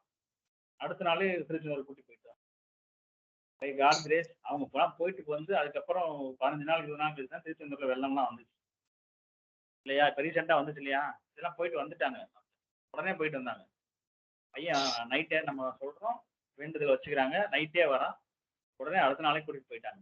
நமக்கு அடுத்த நாள் கூப்பிட்டு இன்ஃபார்ம் பண்றாங்க. இந்த பிரச்சனைல ஏதாவது டவுட் இருக்கா?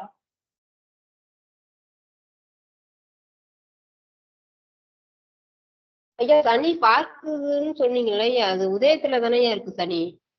இல்ல உள்வட்டத்துல பார்க்கல, பார்த்தால் சொன்னேன். ஆனா உதயத்துல கவிப்பு இருக்கனால பையன் அவனா திரும்பி வந்தா தான் உண்டு. ஆனா ரிவர்ஸ் கிரகங்கள் உதயத்துல தொடர்பு பெறும்போது போனவர் திருப்பி ரிவர்ஸ் வருவாரு. இதெல்லாம் வந்து ஹை லெவல் கான்செப்ட். இப்ப சொன்னா உங்களுக்கு புரியாது. அப்படியே உதயம் வந்து அடுத்து தொட போறதே ராகு தான் தொட போறாரு. ரிவர்ஸ் கிரகம் தான். அப்ப அது வேண்டுதல்.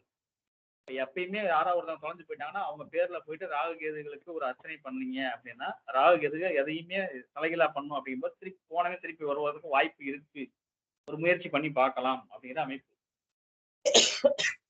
நம்ம அதுக்குதான் அந்த வழிபாடு சொன்னோம். போய் பண்ணாங்க, உடனே சக்சஸ் ஆயிடுச்சு. இதுல கிடைச்ச வெற்றி தான் கடவுளுக்கு கிடைச்ச வெற்றி தான். நம்ம எல்லாம் சும்மா ஜஸ்ட் ஒரு ட்ரை பண்ணி தான் பார்த்தது இதெல்லாம். ஏன்னா இங்க குரு கூட கவிப்புல தான் இருக்காரு. 27 டிகிரில இருக்காரு. வெளிக்கட்ட குரு கவிப்புல தான்.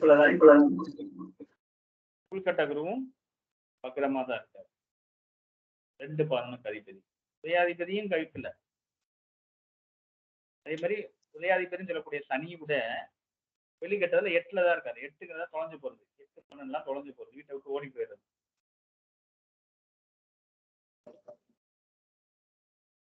கிளாஸ் படிக்கும்போது இந்த எதனால ஓடி போனாங்க, எதனால பிரச்சனை வந்துச்சு.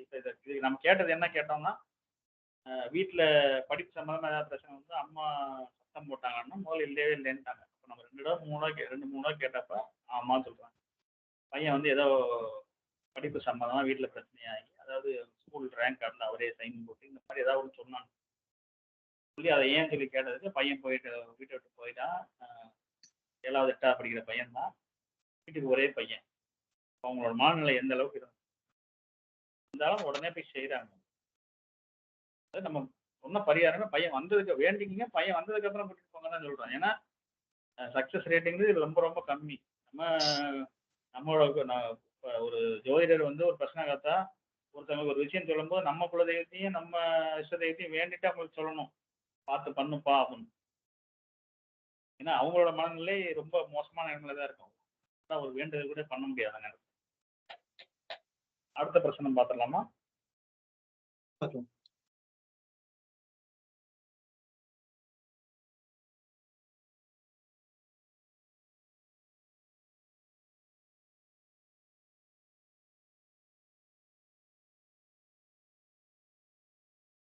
இது வந்து ஒரு டிவோர்ஸ் கேஸ் கேட்டு வந்தாங்க. அதாவது என் மகளுக்கு இந்த மாதிரி ஒரு கல்யாணம் ஆகி ஒரு ப்ராப்ளம் ஆயிடுச்சு, டிவோர்ஸ் கிடைக்குமா, எப்போ கிடைக்கும் கேட்குறாங்க. இதில் உதயத்துல கழிப்பு இருந்து 6ஆம் இடத்துல 6 இப்போ எடுத்த உடனே இது டிவோர்ஸ் தான் அப்படின்னு முடிவு பண்ணிருந்தேன். அவங்கள கேள்வி கேட்கலாட்டி, ஆனால் இந்த கேள்வி அவங்க கேட்டுட்டாங்க.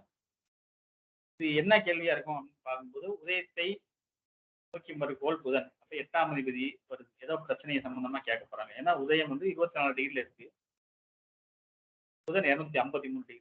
உதயத்தை நோக்கி புதன் தான் வராது. அப்ப 8 11 அதிபதி ஏதோ பிரச்சனை, அதுக்கு சொல்யூஷன் கேட்டு வராங்க. உதயத்தை நோக்கி வரக்கூடிய புதன் உள்கட்டத்துல எங்க இருக்கு அப்படின்னு பார்த்தா 7 8 9. இது 2ஆம் திருமணத்தை பத்தியும் கேள்வியாகவும் இருக்கலாம். 10ஆம் இடத்துல யார் இருக்கா? 10ஆம் இடத்துல சுக்கிரன், சந்திரன், செவ்வாய். இப்ப 4 கிரகம் இருக்கு. 4 கிரகத்துல 2 கிரகம் வந்து திருமணத்தை சொல்லக்கூடிய கிரகம், சுக்கிரனும் செவ்வாயும். அப்ப சுக்கிரன் வந்து 7ஆம் அதிபதி, செவ்வாய் வந்து உதயாதிபதி. அப்ப 1 7. அதே மாதிரி சந்திரன் 9ஆம் அதிபதி, 2ஆம் திருமணம். அப்ப அப்படிங்கிறத இதை உறுதி பண்ணுது.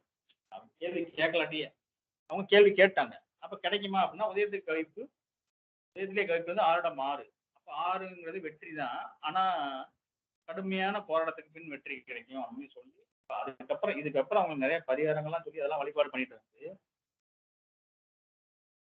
அதாவது மியூச்சுவல் டைவர்ஸ்னா கூட 1 இயர் ஆகும். ஆனா அவங்க டைவர்ஸ் தரமாட்டேன்னு சொல்லி ப்ராப்ளம் ஆகும். ஆனா நம்ம இதுக்கு வந்து போய் பரிகாரம் இதெல்லாம் வழிபாடு எல்லாம் பண்ணிட்டு வந்துட்டு நம்ம குறிச்சு கொடுத்த டேட் வந்து இந்த ஏப்ரல்ல அவங்களுக்கு டிவோர்ஸ் கிடைக்கும்னு சொல்லிடணும். ஆனா கடவுளோட அருளால பொங்கல் முடிஞ்சே அவங்களுக்கு டிவோர்ஸ் கிடைச்சு.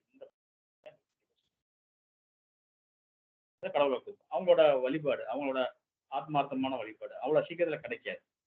அதுவே கிடைக்கும். இந்த பிரச்சனத்துல ஏதாவது டவுட் இருக்கு? ஐயா ஒரு சந்தேகம். இப்ப உதயத்தை நோக்கி புதன் வர்றாருல்ல ஐயா, அது வந்து நீங்க 6ஆம் அதிபதினு எடுத்துக்கிறீங்களா? அது 11ஆவது அதிபதியும் அவர் தானே, அது வந்து பாசிட்டிவா எடுத்துக்க கூடாதுங்களா? அதான் மேடம், 8ஆம் அதிபதி தான் உதயத்தை நோக்கி வரக்கூடிய 8ங்கிறது அசிங்க அவமானம். 11ங்கிறது வெற்றி அப்படின்னா அதை ஓவர் கம் பண்ணி வருவாங்க. அசிங்க அவமானம்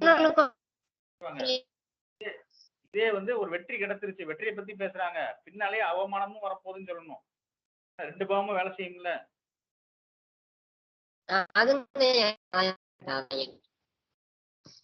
வாய்ஸ் ரொம்ப பிரேக் ஆகி கேக்குது.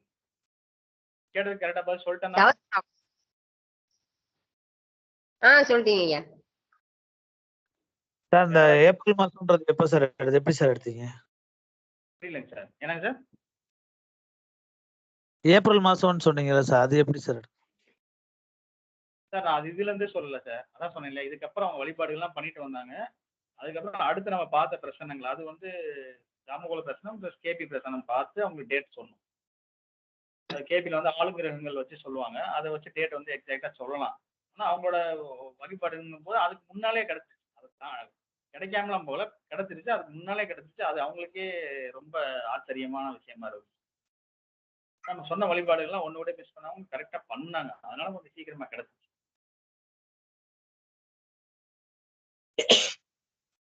யார் சரி சாரா படிக்கணும்தா? ஆமாங்க சார். Thank you sir.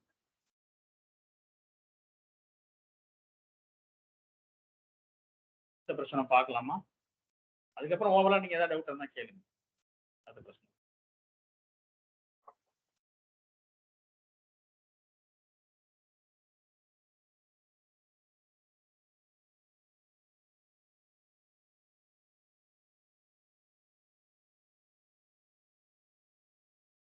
இந்த பிரச்சனத்துல வந்து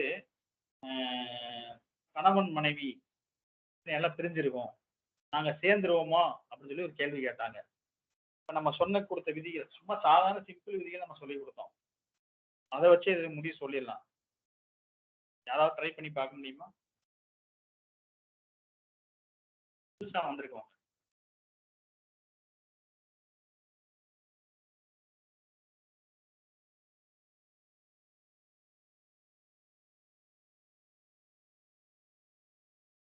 முயற்சி பண்ணா கொஞ்சம் லேட்டா சேரலாம்னு. முயற்சி பண்ணா லேட்டா சேருவாங்க. ஆமா, உதயாதிபதி 3ஆம் முயற்சி ஸ்தானத்துல இருக்கிறாங்க. சனி பகவான் உதயத்தை நோக்கி வர்றதுனால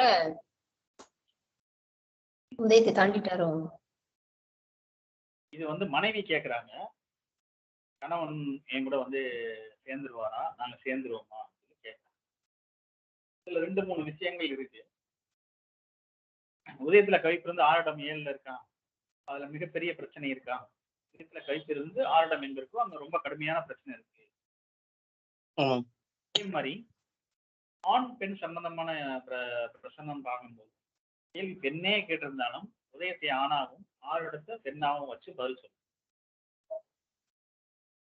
இது வந்து ஒரு டெம்ப்ளேட். பெண்ணே கேள்வி கேட்டாலும் உதயங்கிறது ஆண், 6 இடங்கிறது பெண். இப்ப உதயாதிபதியே 8ஆம் அதிபதியா இருக்காரா, அவரே உதயத்தை நோக்கி வராராம். ஆமாங்க ஐயா. இப்ப அவர் எப்படி இருப்பாரு ஜாதகர் அப்படிங்கும்போது எப்பயுமே 1 8க்கும் ஒரே கிரகம் அதிபதியா வரும்போது அவங்க கொஞ்சம் இதுவா தான் இருப்பாங்க. மேச லக்னம் ஏன் அப்படி இருக்கு அப்படின்னு கேட்டா உதயத்துக்கும் லக்னத்துக்கும் 8க்கும் அதிபதி அவரே தான். துலாமும் அதே மாதிரிதான், 1க்கும் 8க்கும் அதே தான் இருக்கும். ஆனா செவ்வாயோட வீரியம் ஆக்ரோஷம் இருக்காது. ஆனா அதோட செயல்பாடுகள்லாம் செவ்வாய் மாதிரியே தான் இருக்கும். ஆனா ஆக்ரோஷம் மட்டும் வெளிக்காட்டாது. விதண்டாவாதம் பேசுவாங்க. இது எல்லாமே இருக்கு. இவங்க சேர்றது ரொம்ப ரொம்ப கடினம். இப்ப கேள்வி கேட்டதும் பெண் தான் கேட்டாங்க. உதயாதிபதியாவும் வச்சுக்கலாம். அப்ப இவங்களும் அவங்க விட்டு கொடுத்து போக மனநிலையே இல்லை. அவருக்காக நம்ம விட்டு கொடுத்து போவோம், அவர் நமக்காக விட்டு கொடுத்து போவோம் அப்படிங்கிற நிலைமை 2 பேருக்குமே இல்லை. இவங்களோட ஜாதகமும் பார்த்தாச்சு. இவங்க வந்து சேர முடியாது அப்படிங்கக்கூடிய அமைப்பு தான் கணவன் மனைவி பிரிவு தான். ஏன்னா நம்ம சொல்லக்கூடிய வழிபாடுகள் எதுவுமே பண்ணக்கூடிய இதுல தயாராகவே இல்லை. ஏதாவது காரணம் சொல்லிட்டே இருக்கேன். அதனால அங்க தனியா போக முடியாது, வரணும், இவங்க யாராவது இருந்தாதான் போகணும். நான் எப்படி போய் பண்றது சொல்லுங்க அப்படின்னு கேட்கறாங்க.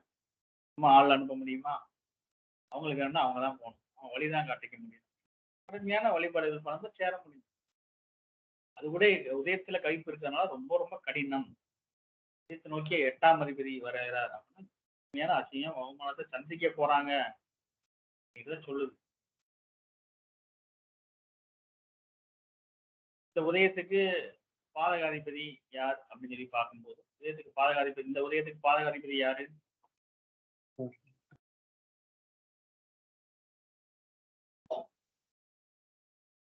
நமக்கு வந்து பாதகம் அப்படிங்கிறது சிம்மம். அது சிம்மத்துக்கு அதிபதி சூரியன்.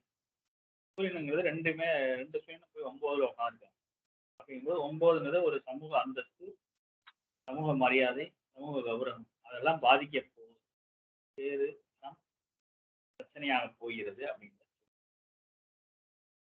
ரொம்ப ரொம்ப கடினம். சரி, இதுக்கு சொல்லுவாங்க குரு பார்வை இருக்கே சார். ஒருத்தவங்க பிரச்சனையில வராங்க அப்படின்னா குரு பார்வை அந்த இடத்துக்கு இருக்கு அப்படின்னா அந்த பிரச்சனைக்கு காரணமே குருவா தான் இருப்பார். அதுக்கு வழிபாடோ பரிகாரமா பண்ணும்போது வேலை செய்யும், அவ்வளவுதான். குரு பார்த்து ஒரு இடத்துல பிரச்சனை இருக்கு, அந்த பிரச்சனைக்கு காரணமே குருவா தான் இருப்பார். எப்படி அப்படின்னா குரு அப்படிங்கிறது ஒரு நீர், ஒரு நல்ல தண்ணீர் அப்படிங்கிற மாதிரி. ஒரு நல்ல தண்ணீரை பார்த்துன்னா நீங்க வயல்ல விதைச்ச செடியும் நீங்க எதுக்காக விதைச்சீங்க, ஒரு நெல்லோ வேற காய்கறியோ ஏதோ தண்ணி ஊற்றினா அதுவும் வளரும், கூடயே கலையும் சேர்ந்து வளரும் இல்லையா? இந்த மாதிரி கெட்ட விஷயம் குரு ஒரு கெட்ட விஷயத்தையோ கெட்ட ஆயுதத்தையோ பார்க்கும்போது அதை வளர்ப்பார். அதுக்கு வைத்தியம் பார்த்தா அவரே சரி பண்ணுவார். அமைப்பு கத்தியை வச்சு கொலையும் பண்ணலாம், ஆபரேஷன் பண்ணலாம் இல்லையா? ரெண்டுமே நடக்கும். அந்த மாதிரிதான். சரிங்களா? இதுல ஏதாவது டவுட் இருக்கா?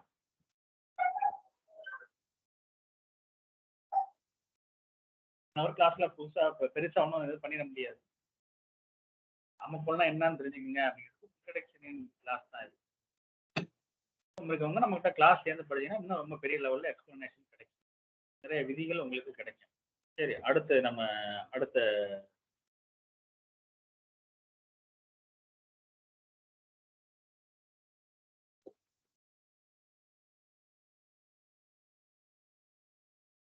இவரும் வந்து பிஸ்னஸ் பண்ணலாமான்னு கேட்டார். இவர் பிஸ்னஸ் பண்ணலாமா? யாராவது சொல்ல முடியுமா?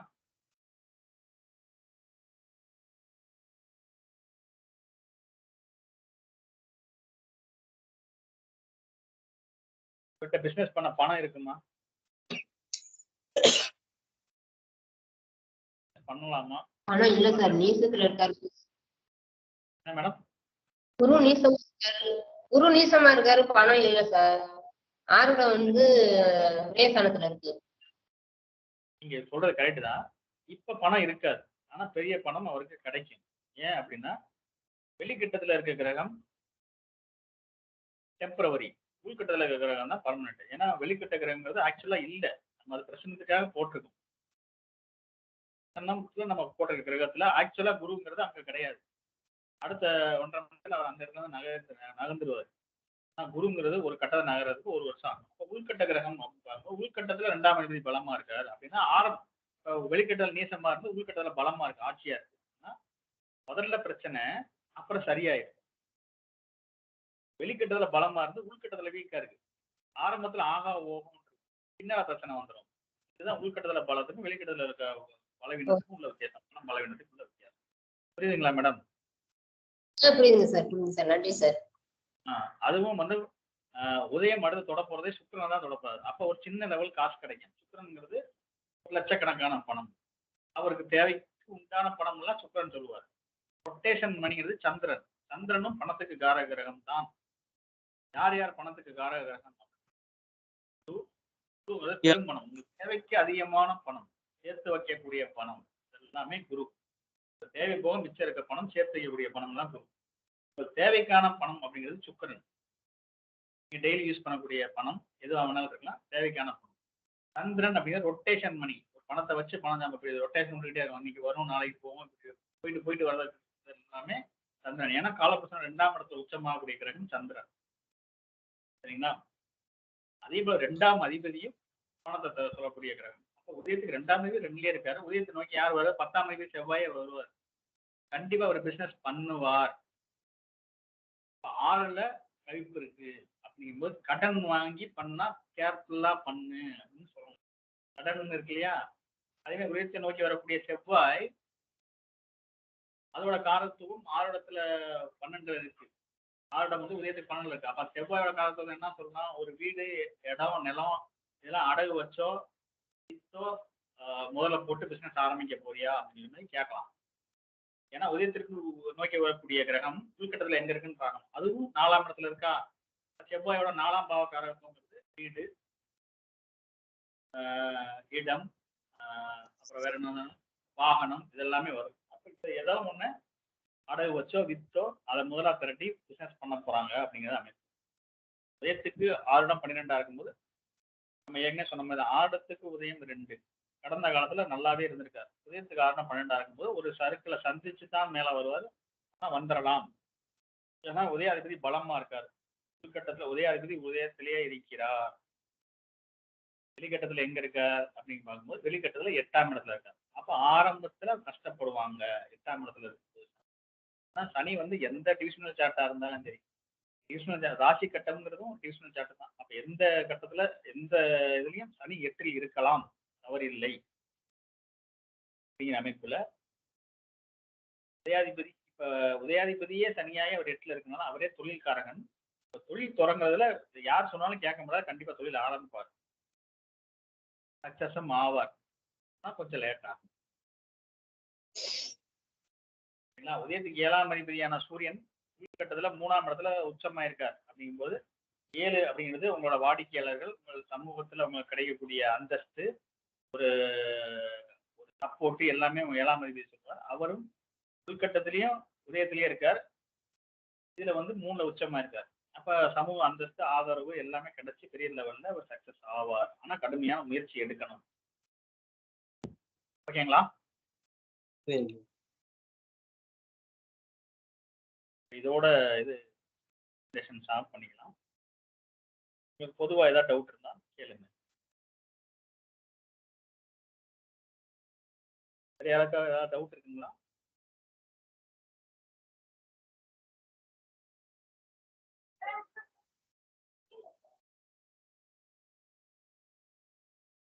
எல்லாத்துக்கும் புரிஞ்சிருச்சா இல்ல புரியவே இல்லையா?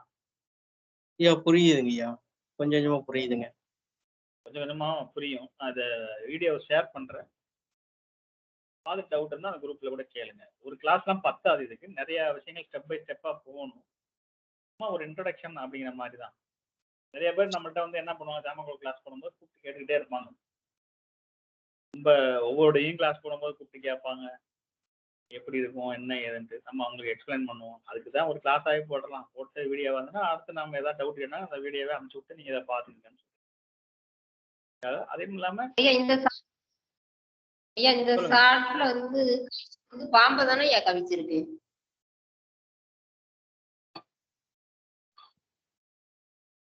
கடைசியா பார்த்துங்களா?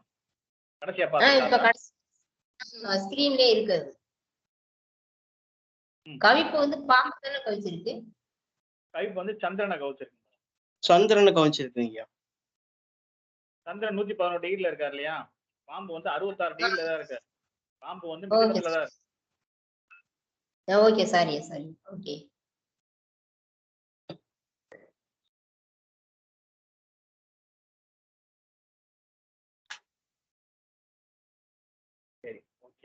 வேற யாருக்கும் டவுட் இல்லை அப்படின்னா கிளாஸை முடிச்சுக்கலாம்.